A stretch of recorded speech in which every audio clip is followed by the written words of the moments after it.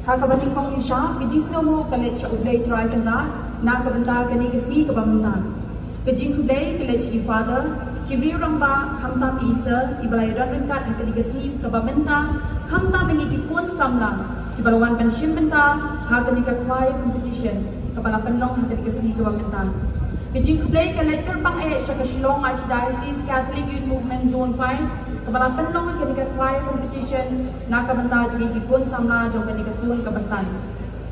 Kajin kublay kala chikinong bisyar ni badan buram jagi ibalawan pan bisyar lagi ha kanikasi kabamenta. Ni day ka Mary Queen of All Saints Choir na choir menta kaday kung kapang palaay lo jagi nakashiti panikong jong Paulus siya Timotheus kalanong kapaningkong kadukhat kapaningkong.